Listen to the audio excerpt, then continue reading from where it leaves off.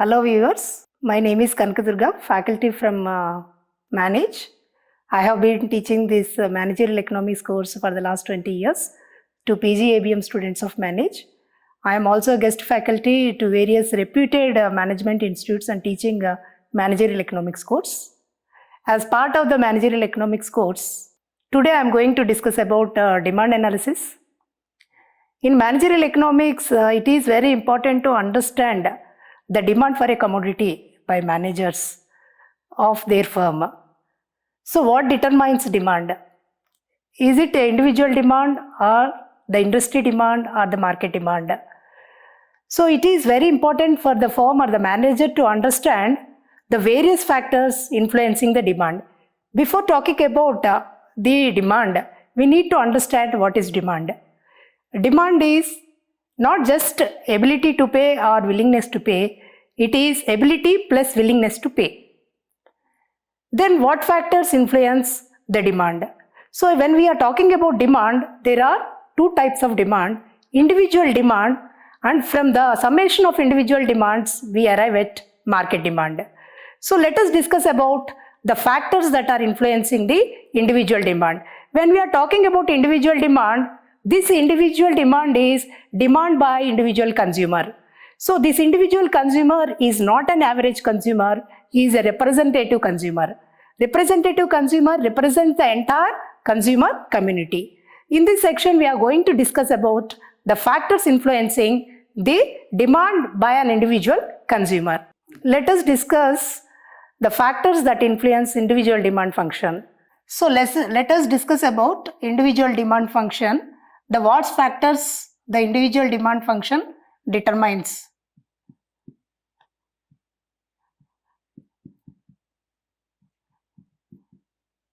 QI, where Q is demand for commodity I, is a function of F is function of PI, where PI is price of commodity I, Y is income of the consumer, PJ price of related goods, and taste and preferences of the consumer, where PJ taking values from 1 to n. So these are the variables that influence the individual demand function. So let us examine each of the individual variables. Here the QI is a dependent variable which is influenced by price of the commodity, income of the consumer, and price of related goods, and taste and preferences of the consumer. So it is very important for the manager to understand, in order to increase the sales of the company, what is the relationship between PI and QI. It is very important for the manager to understand the relationship between the price of the commodity and its influence on the quantity demand of the commodity. So when the theory of economics states that there is an inverse relationship between price of the commodity and then demand for the commodity. Then if we look at the income of the consumer, Y, where we have denoted Y here, as income of the consumer increases, demand for the commodity increases if the commodity is a normal good. Normal good means whenever income increases, the demand for that commodity increases. But certain goods, some goods where income increases, demand falls. Such goods are called inferior goods. Generally, most of the goods are normal goods. And PJ, the relationship between income and then demand for commodity I is directly related. Then with regard to the related goods, PJ, where J taking values from 1 to n, J refers to the commodities are relating by two ways. One way is they may be complementary goods, there may be substitute goods. Substitute goods are competing goods. For the consumer's rupee, they compete. Consumer, in order to satisfy his desire or need, he simply substitute one commodity for the other commodity. So one commodity can be replaced by other commodity. They are competing goods. Complementary goods are, they have to be consumed jointly by the consumer in order to satisfy his want. So both are required. Example for substitute goods are tea and coffee. Both are substitute goods. And then complementary goods, milk and then coffee, and the coffee and sugar, and car and petrol. These are the examples of complementary goods. Complementary goods means the demand for one commodity depends on, if the price of complementary good decreases, the demand for the complementary good increases. Substitute good, if the price of a substitute good increases, the demand for the good which is a substitute good will fall. So there is an inverse relationship between demand for and the price of a complementary good, and a direct relationship between demand and price of a substitute good. Let us examine these concepts with the help of a diagram. So, but when I have to examine the relationship between PI and QI, we have to make an assumption. The theory of demand makes an assumption ceteris paribus, which means all other things remain constant. If I am studying the relationship between price of commodity on the demand for that commodity, we have to make other factors remain constant.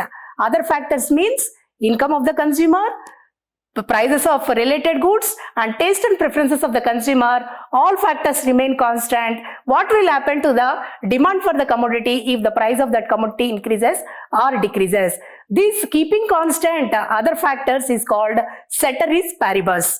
So let us examine the effect of price on quantity demanded of the commodity. The theory of demand says that, I am plotting this with the help of a table which expresses the relationship between demand and price is called a demand schedule.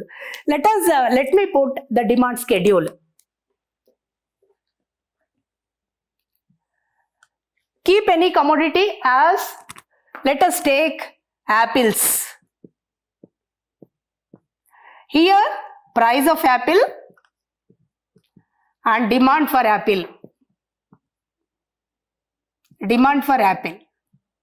So price of apple in rupees per apple, demand number of apples. Let us examine that. When the price of apple is 5 rupees, one apple is 5 rupees, then let us say that the demand for apple is 10 number of apples are demanded. Ceteris paribus, income of the consumer and price of related goods and taste and preferences of the consumer remain constant. If the price of apple increases from rupees 5 to 10, obviously the demand for apple reduces from 10 to, let us suppose, 8.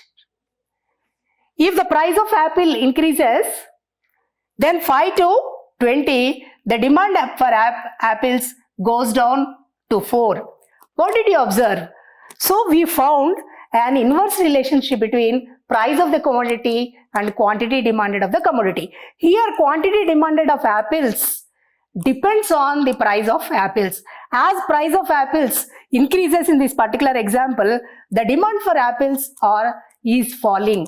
The same thing, the schedule, the table which explains the relationship between price of a commodity and demand for a commodity, it is called a demand schedule.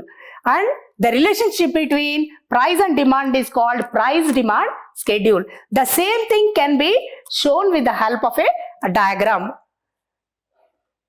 So in the diagram, you take on the x-axis quantity demanded of apples. I am simply writing QD of apples, and the price of apples on the y-axis. If you plot it,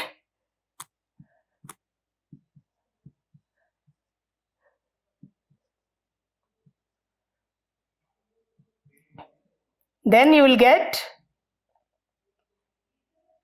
if you join these lines, you will get a line which is called demand curve. Demand curve.